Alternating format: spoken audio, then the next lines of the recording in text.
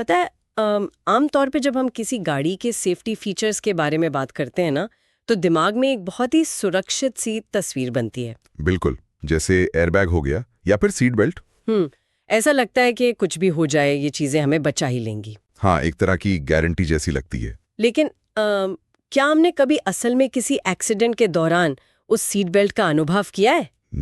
वो अनुभव तो काफी खौफनाक होता है। एकदम खौफनाक। मतलब जब एक जोरदार झटका लगता है ना, तो वो सीट बेल्ट जान तो जरूर बचा लेती है, लेकिन कंधे पर जो भयानक खरोच आती है, जो चोट का निशान रह जाता है, वो बहुत चुभता है। सही कहा।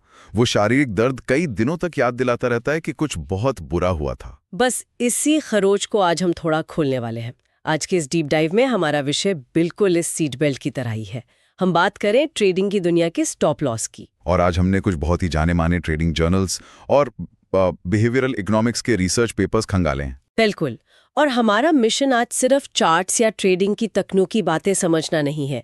हम उस गहरे मनोवैज्ञानिक जाल को डिकोड करना चाहते हैं जो शुरुआती ट्रेडर्स को बहुत बुरी तरह फंसा लेता है। हाँ, ये समझना बहुत जरूरी है कि जब एक स्टॉप लॉस हिट होता है तो उसका मानसिक दर्द इतना असहनीय क्यों होता है। एकदम सही। और साथ ही ये भी कि एक प्रोफेशनल ट्रेडर का माइंडसेट इस दर्द से कैसे पार पाता है। ये जो आपने स्टॉप लॉस की तुलना सीट बेल्ट से की है ना, ये बहुत ही सटीक नजरिया है। स्टॉप लॉस का हिट होना सिर्फ एक साधारण गणितीय घटना नहीं है। तो फिर ये क्या है? ये एक गहरा मनोवैज्ञानिक आघात है। मतलब अक्सर लोग सोचते हैं कि ट्रेडिंग सिर्फ चार्ट्स, कैंडलस्टिक्स और कुछ इंडिकेटर्स का खेल है। हाँ, ज्यादातर लोग यही मानते हैं। लेकिन जब हम इन रिसर्च पेपर्स की गहराई में उतरते हैं ना, तो समझ आता है कि ये पूरी तरह से भावनाओं और मनोविज्ञान का एक कुरुक्षेत्र है। कुरुक्षेत्र? वो कैसे? देखिए, जब वो लाल रंग का नुकसान स्क्रीन पर चमकता है तो वो सिर्फ बैंक अकाउंट से पैसे कम नहीं कर रहा होता।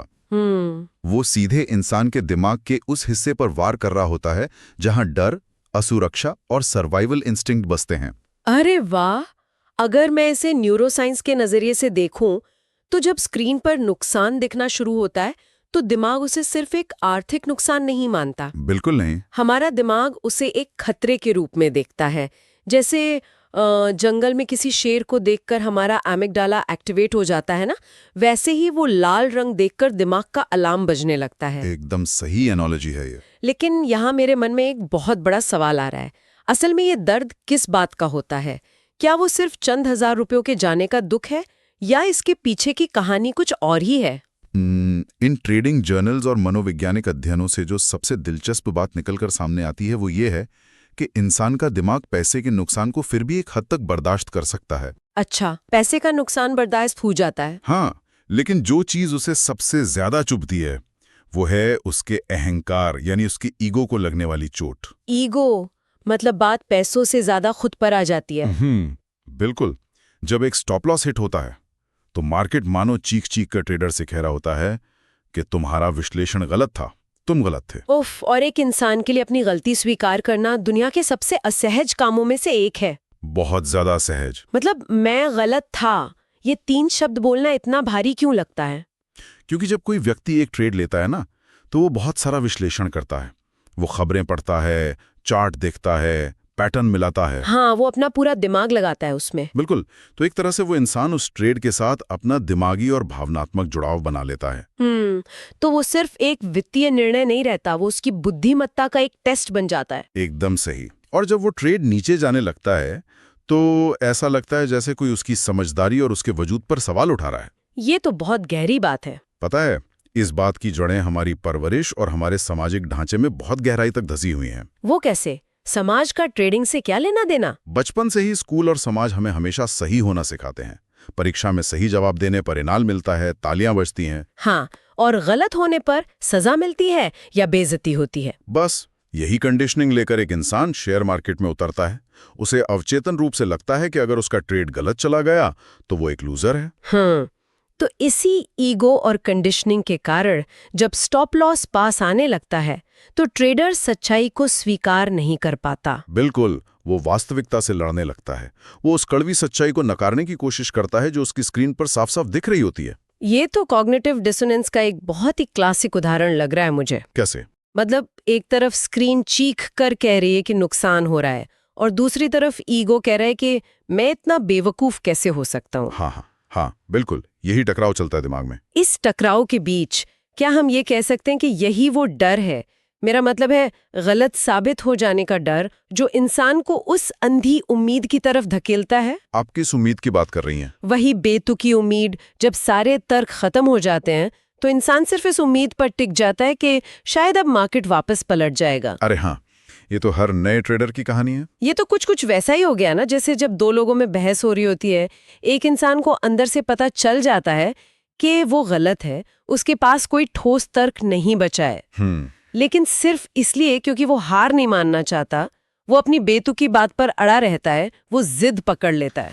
बहस वाला ये उदाहरण बिल्कुल सटीक बैठता है यहाँ। और अगर हम इसे ट्रेडिंग के नजरिए से देखें तो डर और उम्मीद, ये दोनों जब मिल जाते हैं ना, तो ये मिश्रण एक ट्रेडर के लिए सबसे खतरनाक जहर बन जाता है। जहर? वो क्यों? उम्मीद तो अच्छी चीज होती है ना जिंदगी में। सामान्य जीवन में उम्मीद एक बहुत ही सकारात्मक चीज है। ये हमें मुश्किलों से लड़ने की ताकत देती है। हाँ, बुरे वक्त में टिके रहने का हौसला देती है। लेकिन मार्केट की दुनिया में उम्मीद सबसे बड़ी दुश्मन बन सकती है। जब ईगो हावी होता है तो ट्रेडर को इस बात का डर नहीं होता कि उसका कैपिटल साफ हो जाएगा। तो उसे किस बात का डर होता है? उसे इस बात का गहरा डर होता है कि उसे खुद को और दुनिया को ये मानना पड़ेगा कि उसका फैसला गलत था। ओह, तो इस मानसिक पीड़ा से बचने के लिए दिमाग उम्मीद का सहारा लेता है। बिल्कुल। ट्रेडर सोचता है बस थोड़ा सा और इंतजार कर लेता हूं, शायद दाम वापस ऊपर आ जाए। और मुझे लगता है यही वो नाजुक बिंदु है जहां से एक छोटा सा नुकसान एक बहुत बड़ी तबाही में बदलने लगता है। एकदम सही। जब हम इन बिहेवियरल इकोनॉमिक्स के रिसर्च पेपर्स को गहराई से देखते हैं तो एक बहुत ही खतरनाक पैटर्न नजर आता है। कैसा पैटर्न? गलतियों का एक ऐसा सिलसिला जिसे डोमिनोज इफेक्ट कहा जा सकता है। एक छोटी सी गलती दूसरी बड़ी गलती को जन्म देती है और फिर पूरी इमारत ढह जाती है। हाँ, जब वो अहंकार और अंधी उम्मीद हावी होती है तो शुरुआती ट्रेडर्स बहुत सी गलतियां करते हैं। इस डोमिनोज इफेक्ट की सबसे पहली कड़ी क्या होती है? सबसे पहली और सबसे आम कड़ी है अपने ही लगाए हुए स्टॉप लॉस को हटा देना या उसे और नीचे खिसका देना। अरे बाप रे, ये तो मैंने बहुत लोगों को करते देखा है। ये एक बहुत ही डरावनी और तनावपूर्ण स्थिति होती है। इसे एक उदाहरण से समझते हैं। हाँ, बताइए। मान लीजिए किसी ने 100 रुपए पर कोई शेयर खरीदा और सोच समझकर 90 रुपए पर स्टॉप लॉस लगाया। ठीक है। अब जैसे ही कीमत 92 या 91 पर आती है, उस ट्रेडर की धड़कनें तेज हो जाती हैं, पसीना आने लगता है। क्योंकि उसे अपना नुकसान पास आता दिख रहा है। मार्केट बस उसे डराने के लिए नीचे आया है। लेकिन असल में वो मार्केट को स्पेस नहीं दे रहा है, वो अपनी ईगो को पाल रहा है और हार टालने की कोशिश कर रहा है। एकदम सही। और फिर स्वाभाविक रूप से वो कीमत 80 पर भी आ जाती होगी। तब वो इंसान दूसरी गलती करता है, लगातार नुकसान को होल्ड करके रखना। हाँ, वो रातों रात एक लॉन्ग टर्म इन्वेस्टर बन जाता है। जबकि उसने शुरुआत कुछ दिनों के एक छोटे ट्रेड से की थी।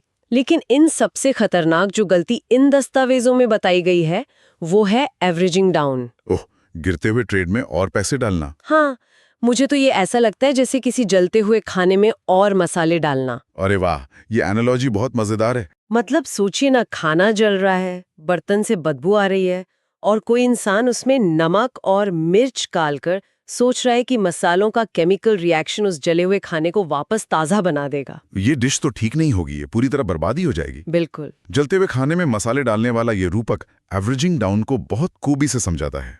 इसका मनोविज्ञान बहुत जटिल है। कैसे काम करता है ये दिमाग में? इसका मतलब है कि अगर कीमत 100 से गिरकर 80 हो गई है तो ट्रेडर और शेयर खरीद लेता है ताकि उसकी औसत खरीद कीमत 90 हो जाए। अच्छा। ताकि उसे मुनाफा कमाने के लिए 100 तक जाने का इंतजार न करना पड़े। हाँ। उसका दिमाग उसे तर्क देता है कि जैसे ही कीमत 90 पे आएगी वो बिना नुकसान के बाहर निकल जाएगा। मतलब वो बस ब्रेक इवन पे निकलने के लिए तड़प रहा होता है। बिल्कुल। लेकिन इस अंधी दौड़ में वो ये बुनियादी बात भूल जाता है कि जो चीज 100 से 80 आ गई है उसका ट्रेंड नेगेटिव है। हाँ, वो 60 या 50 पे भी तो जा सकती है। बिल्कुल जा सकती है। तो इस सब का आखिर वैज्ञानिक कारण क्या है?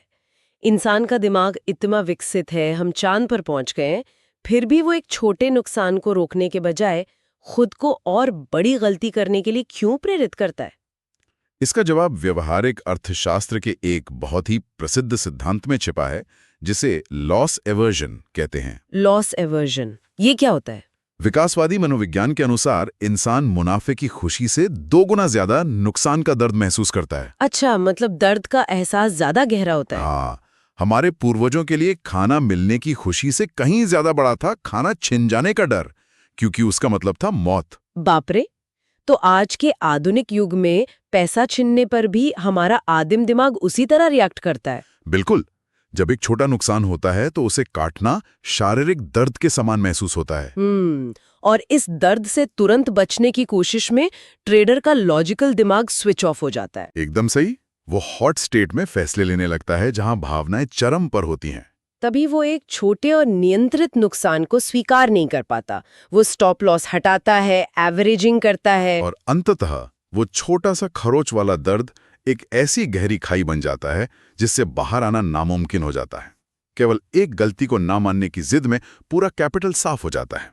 मतलब ये कि वो एक 100 रुपए का ईगो बचाने के चक्कर में अपना 10,000 का कैपिटल दांव पे लगा देते हैं। बिल्कुल यही होता है। ये तो संक कॉस्ट फैलेसी जैसा भी लग रहा है, जहां इंसान सोचता है कि मैंने इसमें इतना समय और पैसा लगा दिया है, अब मैं पीछे नहीं हट सकता। सही पकड़ा आपने। खैर, ये तो हुई उस खतरनाक दलदल की बात जहां नए ट्रेडर्स फंसते हैं।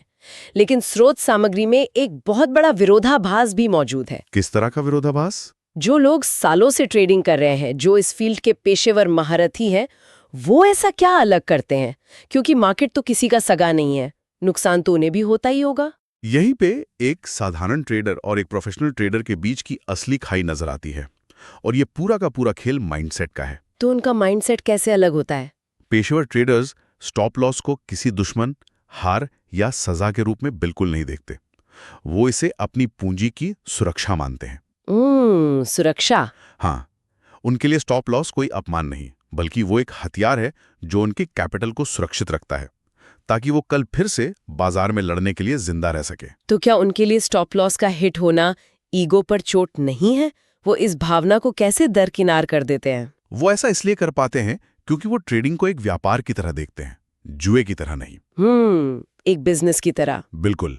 वो स्टॉप लॉस को बिजनेस की लागत यानी कॉस्ट ऑफ बिजनेस के रूप में देखते हैं। कॉस्ट ऑफ बिजनेस मतलब जैसे दुकान का खर्चा? हाँ, हर व्यवसाय में कुछ खर्चे होते हैं जो करने ही पड़ते हैं। हाँ? मान लीजिए कोई एक रेस्टोरेंट खोलता है तो उसे जगह का किराया देना पड़ता है, कर्मचारियों को वेतन देना पड़ता है। हाँ, और कच्चा माल भी खरीदना पड़ता है। बिल्कुल। अब चाहे उस महीने ग्राहक आए या ना आए, मुनाफा हो या ना हो, वो फिक्स्ड खर्चे तो होने ही हैं। समझ रही हूँ। तो पेशेवर ट्रेडर स्टॉप लॉस को उसी किराए या ओवरहेड कॉस्ट की तरह देखता है जो इस बिजनेस में बने रहने के लिए चुकानी ही पड़ेगी। लेकिन यहाँ एक बहुत बड़ा फर्क है जिस पर मैं थोड़ा सवाल उठाना चाहूंगी। हाँ, पूछिए। किसी दुकान या रेस्टोरेंट का किराया तो हर महीने पहले से तय होता है ना? जी। दुकानदार को पता होता है कि पहली तारीख को 50,000 रुपए देने हैं। हाँ। वो अनुमानित है। हाँ, सही बात है। लेकिन शेयर बाजार में स्टॉप लॉस तो अचानक हिट होता है, कभी भी हो सकता है। वो किराए जैसा नहीं लगता, वो तो किसी अचानक हुई डकैती जैसा महसूस होता है। हाँ, ये बहुत ही बेहतरीन विश्लेषण है आपका। है ना? जब बिना बताए जेब से पैसा निकलता है तो इंसान अपनी भावनाओं को उस गणितीय सच्चाई से कैसे अलग कर सकता है? यहीं पर पोजीशन साइजिंग और रिस्क मैनेजमेंट का विज्ञान काम आता है। आपका ये कहना बिल्कुल सही है कि अनिश्चित नुकसान डकैती जैसा लगता है। हाँ, तो इसे कैसे रोकें? पेशेवर ट्रेडर्स इसे अनिश्चित रहने ही नहीं देते। वो ट्रेड लेने से पहले ही गणित के जरिए अपना किराया तय कर लेते हैं। मतलब वो पहले से डिसाइड कर लेते हैं कि कितना नुकसान उठाना है? बिल्कुल। वो अपनी कुल पूंजी का सिर्फ 1 या 2% ही दांव पर लगाते हैं। अच्छा। अगर एक ट्रेडर पहले ही ये तय कर ले कि इस विशेष ट्रेड में वो अधिकतम 1,000 रुपए ही खोएगा और वो 1,000 रुपए उसके लिए एक बहुत छोटी रकम है, तो वो अनिश्चितता खत्म हो जाती है। ओह, तब वो डकैती नहीं रहती, बल्कि एक तयशुदा फीस बन जाती है। एकदम सही समझे आप। ये तो एक बहुत ही शक्तिशाली नजरिया है, डकैती को पहले से तय की गई फीस में बदल देना। लेकिन क्या सिर्फ रिस्क तय कर लेना काफी है? रिस्क तय करने के साथ साथ ये समझना भी बहुत जरूरी है कि ट्रेडिंग निश्चितता का खेल नहीं है। ये पूरी तरह से संभावनाओं का खेल है। संभावनाओं का खेल मतलब प्रोबेबिलिटी? हाँ, एक नया ट्रेडर हर ट्रेड में निश्चितता खोजता है। उसे लगता है कि उसका हर तीर निशाने पर ही लगना चाहिए। जो कि असल में नामुमकिन है। बिल्कुल। जबकि एक पेशेवर ट्रेडर इसे एक सिक्के को उछालने या एक कसीनो की तरह देखता है। कसीनो की तरह? वो कैसे? कसीनो को पता होता है कि वो हर बाजी नहीं जीतेंगे, कोई ना कोई खिलाड़ी उनसे पैसे जीतेगा ही। हाँ, लोग तो जीतते ही हैं कसीनो में। लेकिन कसीनो कभी पैनिक नहीं करता, क्योंकि उसे पता है कि हजारों बाजियों के बाद संभावनाओं का गणित उनके ही पक्ष में काम करेगा। यानी वो पहले से ही मानकर चलते हैं कि हारना इस खेल की पूरी प्रक्रिया का एक बहुत ही स्वाभाविक हिस्सा है। 100%। वो जानते हैं कि उनकी रणनीति की सफलता इस बात पर निर्भर नहीं करती कि वो हर बार सही हों। तो किस बात पर निर्भर करती है? उनकी सफलता इस बात पर निर्भर करती है कि जब वो गलत हों तो उनका नुकसान कम से कम हो, और जब वो सही हों तो मुनाफा इतना बड़ा हो कि वो सारे छोटे नुकसानों की भरपाई कर दे। ये तो बहुत ही शांत दिमाग का काम है। इसीलिए जब उनका स्टॉप लॉस हिट होता है तो उन्हें कोई आश्चर्य या सदमा नहीं लगता। उन्हें पता होता है कि ये उन 10 में से 4 नुकसान वाले ट्रेडों में से एक हैं जो गणित का हिस्सा हैं। ये सिर्फ एक डेटा पॉइंट है उनके लिए। उनकी बुद्धिमत्ता या काबिलियत पर कोई सर्टिफिकेट नहीं। ये मेरी काबिलियत पर कोई सर्टिफिकेट नहीं है, ये सिर्फ एक डेटा पॉइंट है। अगर कोई व्यक्ति इस बात को सच में अपने दिमाग में बैठा ले तो आधा तनाव तो वैसे ही खत्म हो जाएगा। बिल्कुल खत्म हो जाएगा। लेकिन अब सवाल ये उठता है कि इस शांत और ठंडे माइंडसेट तक पहुंचा कैसे जाए? स्रोत सामग्री में इसके कुछ बहुत ही व्यावहारिक समाधान दिए गए हैं। हाँ, जैसे कि हर ट्रेड के लिए पहले से जोखिम तय करना, छोटे नुकसानों को सहज स्वीकार करना और बनाए गए नियमों का सख्ती से पालन करना। लेकिन एक बात बताइए जी, नियम बनाना तो बहुत आसान है। डायरी में लिखना कि मैं सिर्फ 1000 रुपए का जोखिम लूंगी, बहुत आसान है। कागज पर सब आसान लगता है। लेकिन जब इंसान असल में स्क्रीन के सामने बैठा होता है, चार्ट तेजी से लाल हो रहा होता है, पैसा डूबता हुआ दिख रहा होता है, तब उस हॉट स्टेट में उन नियमों को फॉलो करना बहुत मुश्किल है। बहुत ज्यादा मुश्किल है। तो क्या ट्रेड लेने से पहले ही जोखिम को पूरी तरह से दिमागी तौर पर स्वीकार कर लेना ही इस डर को खत्म करने का असली रहस्य है? हाँ, यहाँ निर्णय की थकान यानी डिसीजन फटीग और भावनाओं के प्रबंधन का एक बहुत बड़ा सिद्धांत लागू होता है। वो क्या है? सिर्फ डायरी में नियम लिख लेना काफी नहीं है। असली रहस्य है फैसले को कोल्ड स्टेट में लेना। कोल्ड स्टेट मतलब जब दिमाग शांत हो? बिल्कुल। जब मार्केट बंद होता है या जब तक कोई ट्रेड नहीं लिया गया होता, तब इंसान का दिमाग तार्किक रूप से काम कर रहा होता है। हाँ, तब भावनाएं हावी नहीं होती। उस वक्त जो जोखिम तय किया जाता है उसे मानसिक रूप से पूरी तरह से स्वीकार करना होता है। इसका मतलब है कि पैसा लगाने से पहले ही खुद को ये विश्वास दिलाना कि ये पैसा जा चुका है। अरे बाप रे, मतलब पहले से हार मान लेना? इसे हार मानना नहीं, इसे तैयारी कहते हैं। जब दिमाग उस नुकसान के लिए पहले से तैयार रहता है तो जब ट्रेड असल में नीचे जाता है तो दिमाग पैनिक मोड में नहीं जाता। क्योंकि वो उस नुकसान को पहले ही प्रोसेस कर चुका होता है। बिल्कुल, वो कोई सरप्राइज या सदमा नहीं होता। और मुझे लगता है यही वो जगह है जहाँ नियमों का सख्ती से पालन एक ढाल बनकर खड़ा हो जाता है। एकदम सही। नियमों का सख्ती से पालन करना एक सर्किट ब्रेकर की तरह काम करता है। सर्किट ब्रेकर जैसे घरों में होता है? हाँ, जैसे जब किसी बिल्डिंग में शॉर्ट सर्किट होता है तो आग लगने और पूरी बिल्डिंग खाक होने से पहले सर्किट ब्रेकर खुद ब खुद बिजली काट देता है। ताकि ज्यादा नुकसान ना हो। उसी तरह जब ट्रेडिंग के दौरान भावनाएं बेकाबू होने लगती हैं, डर और उम्मीद हावी होने लगते हैं, तब पहले से तय किया हुआ स्टॉप लॉस उस भावनाओं की आग को पूरे अकाउंट में फैलने से रोक देता है। क्या बात है, वो ट्रेडर को उस विनाशकारी स्थिति से बाहर खींच लाता है। बिल्कुल, इससे पहले कि वो व्यक्ति कोई ऐसा फैसला ले जो उसे हमेशा के लिए मार्केट से बाहर कर दे। तो नियमों का काम इंसान को जकड़ना नहीं है, बल्कि इंसान को उसके ही सबसे बुरे और अतार्किक फैसलों से बचाना है। बिल्कुल यही बात है। चलिए तो इस पूरी गहरी चर्चा को थोड़ा समेटते हैं। आज इन सारे रिसर्च पेपर्स और जर्नल से हमने जो सबसे महत्वपूर्ण चीजें समझी वो ये है कि स्टॉप लॉस कोई दुश्मन या मार्केट की साजिश नहीं है। वो एक ढाल है, एक सुरक्षा कवच है जो हमारे कैपिटल को बचाता है। और ट्रेडिंग करते समय अपनी भावनाओं और अपने ईगो को दरवाजे के बाहर छोड़कर आना पड़ता है। एकदम सही।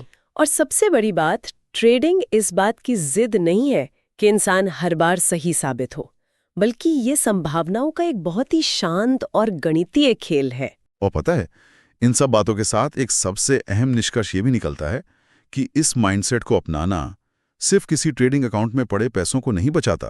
तो और क्या बचाता है? ये इंसान की मानसिक शांति के लिए भी उतना ही जरूरी है।